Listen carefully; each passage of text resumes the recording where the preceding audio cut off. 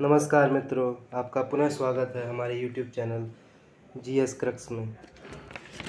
दोस्तों, आज हम हिंदी साहित्य जगत के प्रसिद्ध रचनाकार व्यंग्यकार हरिशंकर परसाई जी के एक कहानी सदाचार की ताबीज़ का पाठ करेंगे। चलिए ज़रा उनके बारे में जान लेते हैं। हरिशंकर परसाई जी हिंदी के प्रसिद्ध लेखक और व्यंग्यकार थे। वे हिंदी के प्रथम रचनाकार हुए जिन्होंने व्यंग्य को विधा का दर्जा दिलाया और हल्के फुल्के मनोरंजन की परंपरागत परिधि से उबार कर समाज के व्यापक प्रश्नों से व्यंग्य को जोड़ा।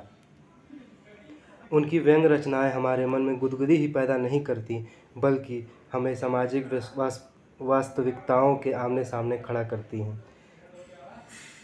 चलिए कहानी का पाठ करते हैं। सदाचार का ताबीज। एक राज्य में हल्ला मचा कि भ्रष्टाचार बहुत फैल गया है।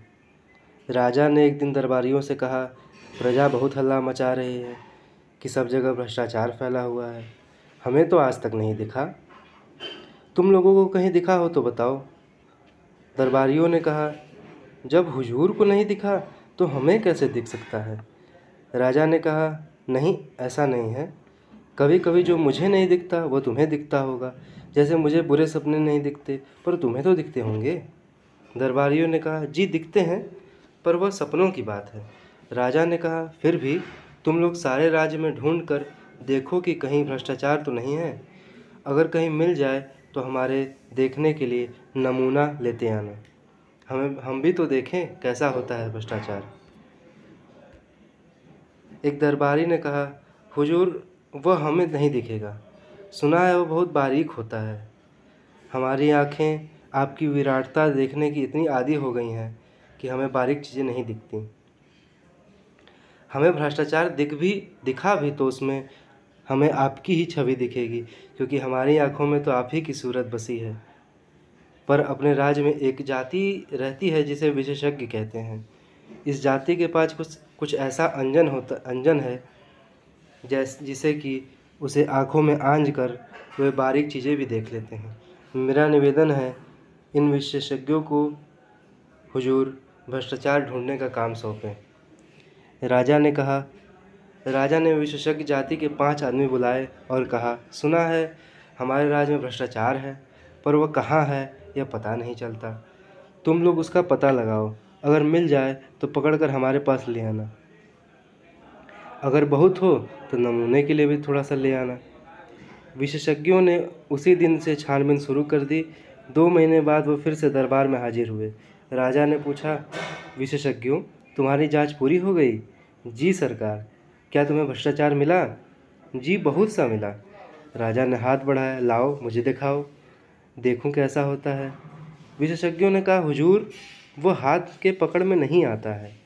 वह स्थूल नहीं, सूक्ष्म है, अगोचर है। वह सर्वत्र व्याप्त है। उसे देखा नहीं जा सकता, अनुभव किया जा सकता है। राजा सोच में पड़ गए। विशेषज्ञों, तुम कहते हो कि वह सूक्ष्म है, अगोचर है, सर्वव्यापी है। ये गुण तो ईश्वर के हैं, तो क्या भ्रष्टाचार ईश्वर है? विशेषज्ञों ने कहा, हाँ महाराज, अब भ्रष्टाचार ईश्वर हो गया है। एक दरबारी ने पूछा, पर वह है कहाँ? कैसे अनुभव होता है? विशेषज्ञों ने जवाब दिया, वह सर्वत्र है। वह इस भवन में है। वह महाराज के सिंहासन में भी है। सिंहासन में है? कहकर राजा साहब उछलकर दूर खड़े हो गए। विशेषज्ञों ने कहा, हाँ सरकार, सिंहासन में है।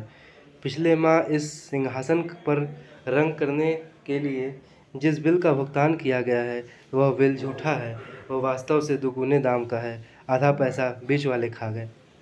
आपके पूरे शासन में भ्रष्टाचार है और वह मुख्यतः घूस के रूप में है। आपके पूरे शासन में भ्रष्टाचार है और वह मुख्यतः घूस के रूप में है। विशेषज्ञों की बात सुनकर राजा चिंतित हुए और दरबारियों के कान खड़े हो गए। राजा ने कहा, यह तो बड़ी चिंता की बात है। हम भ्रष्टाचार बिल्कुल मिटाना चाहते हैं। विशेषज्ञों, तुम बता सकते हो कि वह कैसे मिट सकता है? विशेषज्ञों ने कहा, हाँ महाराज, हमने उसकी भी योजना तैयार कर ली है। भ्रष्टाचार मिटाने के लिए महाराज को व्यवस्था में बहुत परिवर्तन करने होंगे। एक तो भ्रष्टाचार के मौके मिटाने होंगे, जैसे ठेका है तो ठेकेदार है, और ठेकेदार है तो अधिकारियों की घूस है। ठेका मिट जाए तो उसकी घूस भी मिट जाए। इस तरह और भी बहुत सी चीज़ें हैं। किन कारणों से आदमी घूस लेता है, यह भी विचारणीय है। राजा ने कहा, अच्छा तुम अपनी पूरी योजना हमारे सामने रख जाओ, हम और हमारा दरबार उस पर विचार करेंगे। विशेषज्ञ चले गए। राजा ने और दरबारियों ने भ्रष्टाचार मिटाने की योजना को पढ़ा और उस पर विचार किया। विचार करते दिन बीतने लगे और राजा का स्वास्थ्य बिगड़ने लगा। एक दिन एक दरबारी ने कहा, महाराज, चिंता के कारण आपका स्वास्थ्य बिगड़ता जा रहा है। उन विशेषज्ञों ने आपको झंझट में डाल दिया। राजा ने कहा, हाँ, मुझे रात को नींद नहीं आती। दूसरा दरबारी बोला, ऐसी रिपोर्ट को तो आग के हवाले कर देना चाहिए, जिससे महाराज की नींद में खलल पड़े। राजा ने कहा, पर क्या करें, तुम लोगों ने भी भ्रष्टाचार मिटाने की योजना का अध्ययन किया है, तुम्हारा क्या मत है? क्या उसे काम में लाना चाहिए? दरबारियों ने कहा, महाराज, यह योजना क्या है, एक मुसीबत है। उसके अनुसार कितने उलटफेर करने पड़ेंगे, कितनी परेशानी होगी, सारी व्यवस्था उलट पलट हो जाएगी। जो चला आ रहा है उसे बदलने से नई नई कठिनाइयाँ पैदा हो सकती हैं। हमें तो कोई ऐसी तरकीब चाहिए जिससे बिना कुछ उलटफेर किए भ्रष्टाचार मिट जाए। राजा साहब बोले, मैं भी यही चाहता हूँ, पर यह हो कैसे? हमारे प्रथम पितामह तो जादू आता था, हमें तो वो भी नहीं आता। तुम लोग ही कोई उपाय खोजो। एक दिन दरबारियों ने राजा के सामने एक साधु को पेश किया और कहा, महाराज, एक कंदरा में तपस्या करते हुए इन महान साधु को हम ले आए हैं। इन्होंने सदाचार का ताबीज़ बनाया है। वह मंत्रों से सिद्ध है और उसे बांधने से आदमी एकदम सदाचारी हो जाता है। साधु ने अपने झोले में से एक ताबीज़ निकालकर राजा को दी।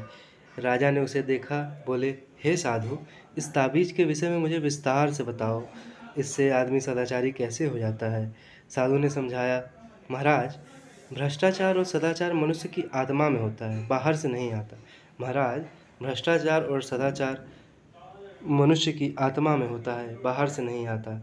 विधाता जब मनुष्य को बनाता है तब किसी आत्मा में ईमान की कल फिट कर देता है और किसी की आत्मा में बेईमानी की। इस कल में ईमान या बेईमानी के स्वर निकलते हैं इस कल में से ईमान या बेईमानी के स्वर निकलते हैं या जिन्हें आत्मा की पुकार कहते हैं। आत्मा की पुकार के अनुसार ही आदमी काम करता है। प्रश्न यह है कि जिसकी आत्मा से बेईमानी के स्वर निकलते हैं उन्हें दबाकर ईमान के स्वर कैसे निकाला जाए?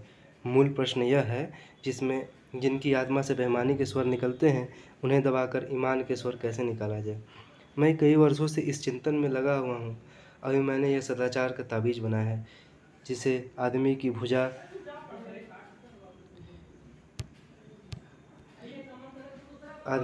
पर बांधा जाता है। अभी मैंने यह सदाचार का ताबीज़ बनाया है। जिस आदमी की भुजा पर यह बंधा होगा वह सदाचारी हो जाएगा। मैंने कुत्ते पर भी यह प्रयोग किया। यह ताबीज़ गले में बांध देने से कुत्ता भी रोटी नहीं चुराता। बात यह है कि इस ताबीज़ में से भी सदाचार के स्वर निकलते हैं। जब किसी की आत्मा बेईमानी के स्वर निकालने लगती है तब इस ताबीज़ की शक्ति आत्मा का गला घोट देती है और आदमी को ताबीज़ के ईमान के स्वर सुनाई पड़ते हैं। वह इन स्वरों को आत्मा की पुकार समझकर सदाचार की ओर प्रेरित होता है। यही इस ताबीज़ का गुण है महाराज। दरबार में हलचल मच गई। दरबारी उठ उठकर ताबीज़ को देखने लगे। राजा ने खुश होकर कहा, मुझे नहीं मालूम था मेरे राज्य में ऐसे चमत्कारी साधु भी हैं। महात्मा, हम आपके बहुत आभारी हैं। आपने हमारा संकट हर लिया। हम सर्वव्यापी भ्रष्टाचार से बहुत परेशान थे, मगर हमें लाखों नहीं करोड़ों ताबीज़ चाहिए। हम राज्य की ओर से ताबीज़ों का एक कारखाना खोल देते हैं। आप उसके जनरल मैनेजर बन जाएं और अपनी देख रेख में बढ़िया ताबीज़ बनवाएं। एक मंत्री ने कहा, महाराज, क्यों इस झंझट में पड़े?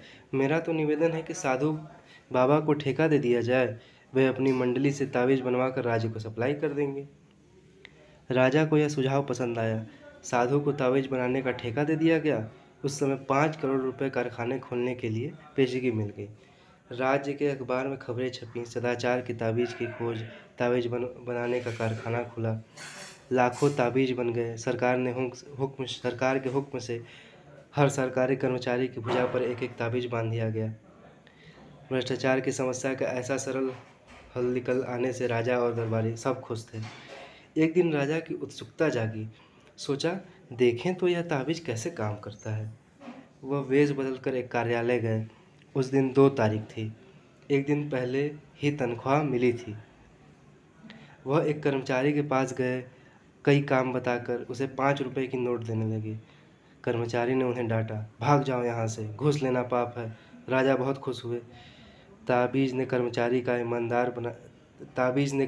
को ईमानदार बना दिया था।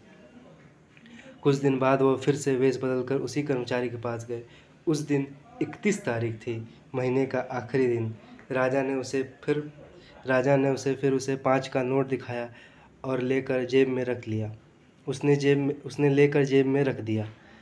राजा ने उसका हाथ पकड़ लिया, बोले, "मैं तुम्हारा राजा हूँ, क्या तुम सदाचार का ताबीज़ बांधकर नहीं आए?" "बाँधा है सरकार, यह देखिए।" उसने आस्तीन चढ़ाकर ताबीज़ दिखा दिया। राजा असमंजस में पड़ गए। फिर ऐसा कैसे हो गया? उसने ताबीज़ पर कान लगाकर सुना। ताबीज़ में से स्वर निकल रहे हैं, "अरे आज 31 है, आज तो ले ले।"